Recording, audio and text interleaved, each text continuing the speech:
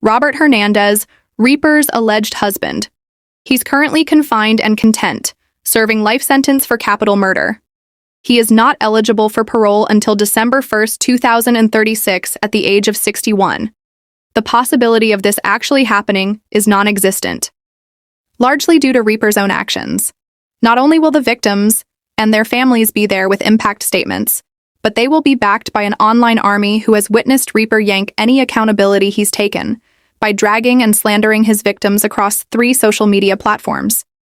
Now here's where things start to get really twisted.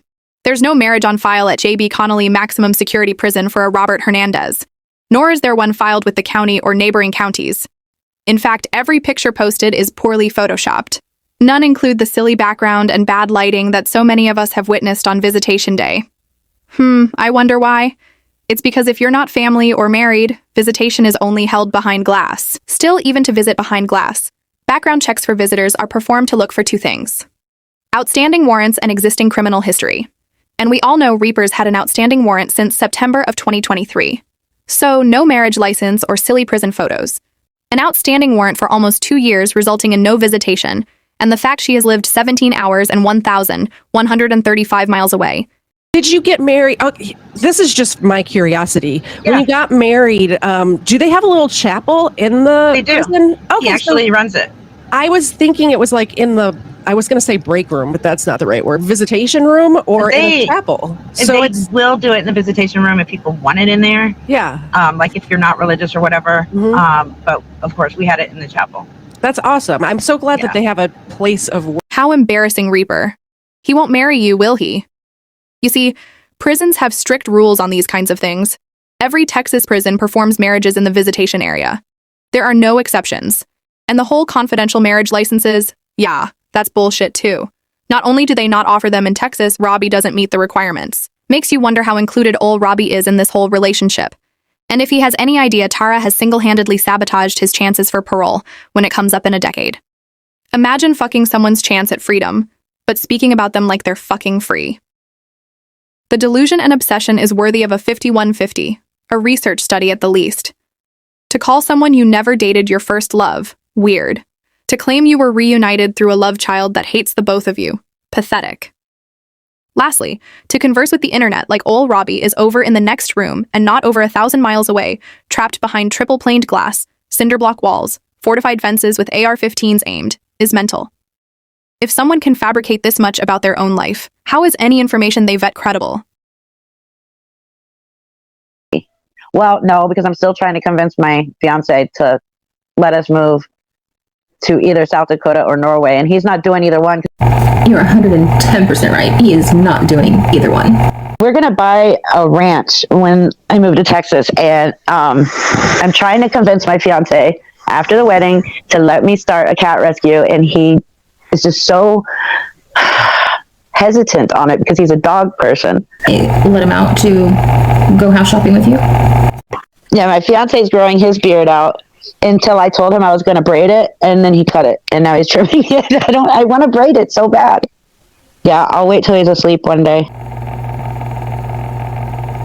But my fiance promised me that once a year he would take me somewhere in the snow for a whole week just so I could get it out. Once a year, a whole week. We spoke, we got to know each other, you know, more like normal people then, but there was way more heavy breathing than words coming out of our mouths at that time. Can we have a double wedding? The silence is deafening. And everything like that, but I think we're going to try and cut that out because we just want to like get married and then hit the honeymoon. There you go. We have a 17-year-old in this house. We're ready to just go by ourselves. If you actually went through the wedding process in the prison, then you would know that you have to leave directly after. There's no prison honeymoon. And Robbie got me another one. I'm just waiting on it for our bedroom. And I know it's driven Robbie crazy over this last year that we reunited. Now Robbie keeps trying to put me first, and he's like, just let me be the alpha in this. I'm working on that, and he's working on his quirks, like trying not to be so OCD. He said if I don't pick him up, he will, and I'm not going to make him do that, so I'm learning to do it. She's talking about her clothes. Him picking up her clothes. I am so afraid that once he lives with me, he's not going to like me. Robbie said that I can have 2 sheep and a goat when we build our house. 2 sheep and a goat? Yep.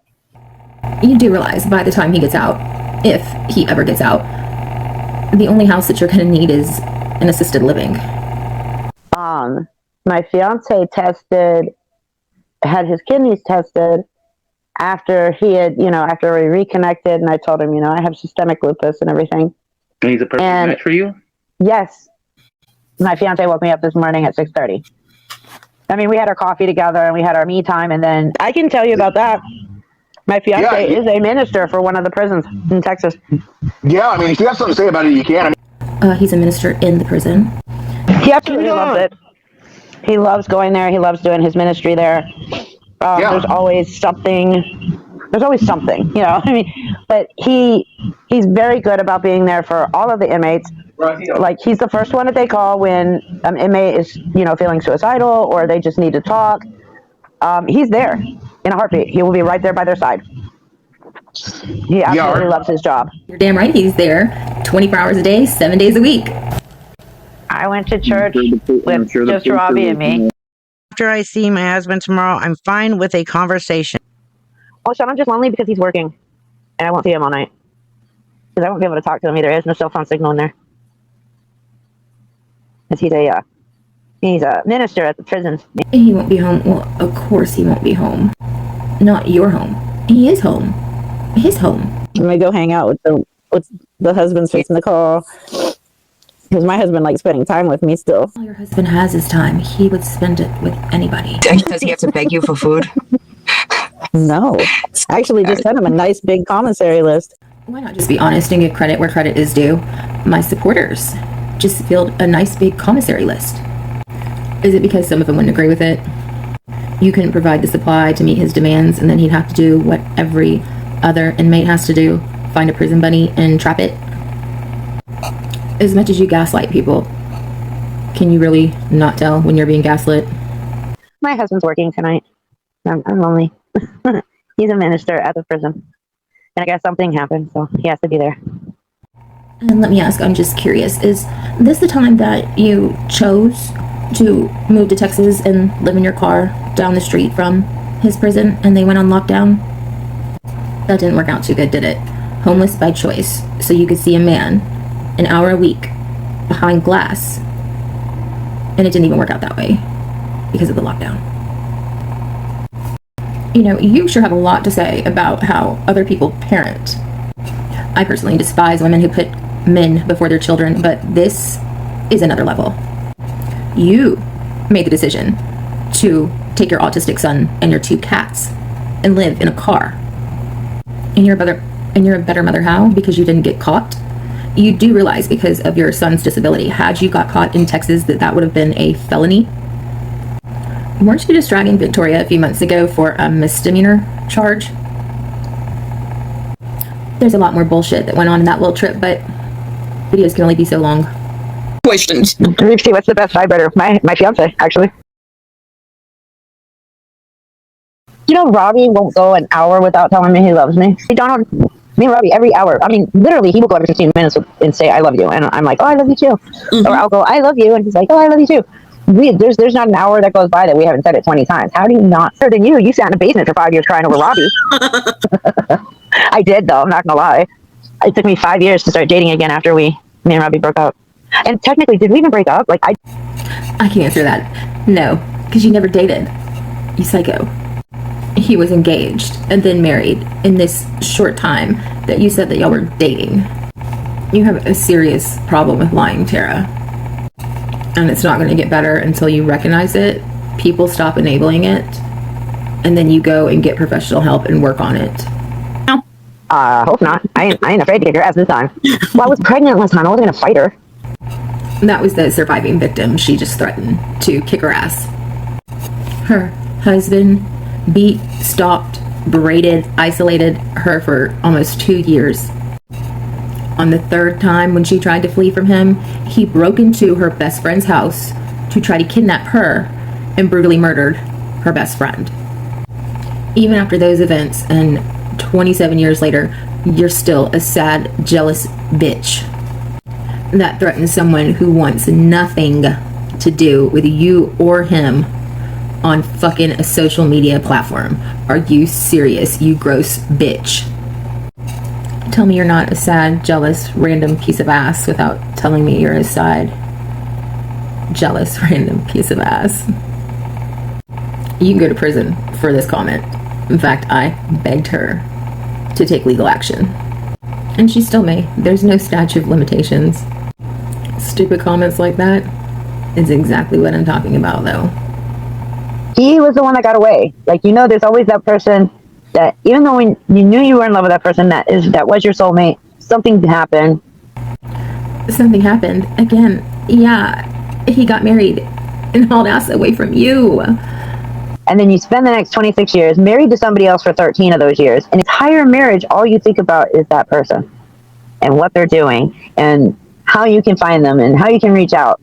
And no wonder your marriage didn't work out. What a dirty, fucked thing to do to someone. Poor guy, barely 18. You bring him over from another country. You were 8 years older, you nasty grooming bitch. And then the entire time you're obsessing over someone else. Poor kid, what a fucked up situation to put somebody in.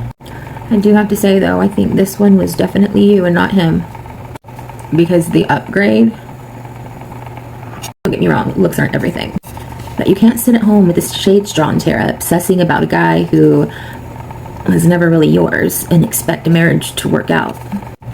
Especially not with a guy who thrives on being successful, well-traveled, and, well, just active. Wait a minute, didn't you harp on Victoria for months, calling her a groomer when you literally took an 18-year-old boy out of his country and you were 8 years older than him? Well, if that's not fucking hypocrisy, I don't know what is. I have date day tomorrow, so with hubby. So. Family day at Connolly Max. Silly prison backdrop. You can't lie and say this is the only prison that doesn't use them. Oh look, there's old Robbie. But wait, where's Reaper? I guess she sat this one out to hang out with Nick Carter or something. I remember, oh yeah, I had just come home and I sat down and I was like, hi, garlic. And my fiance swears up and down, he said, hi, mom. My fiance, he's absolutely wonderful. He's very romantic. He puts me above all else, which I still constantly tell him to stop doing, but he does it anyways. Again, extremely romantic. Like, he sings to me. He tells me every 15 to 20 minutes he loves me. He would take a bullet for me. He's even told me that if we were in the situation, he would starve so that I could eat. He's just so loving and so caring. And he has accepted my son as his own. And there was like no question about it. He jumped at that chance and that's the kind of man I go for. A man that will fight for you and love you unconditionally, no matter what your weird quirks are. He jokes with me. Like, if I joke with him, he doesn't get offended. Like, he jokes right back. Don't even fight. I don't think we've even had a fight. We've been back together a little over a year now. And no, I don't think we've had a fight at all. We've had little arguments here and there that usually last about 5 minutes. And that's just because we've learned how to communicate pretty early on. Neither one of us, I guess, could say that we've been in an adult relationship in our whole lives. He balances me. He grounds me when I need it. I don't even have to say, am I wrong? He'll tell me. You could have done this better. You could have done that better. He compliments me constantly. Tells me I'm beautiful. He calls me his queen. That's the kind of man I go for. You missed family day. Did you miss spouse day too?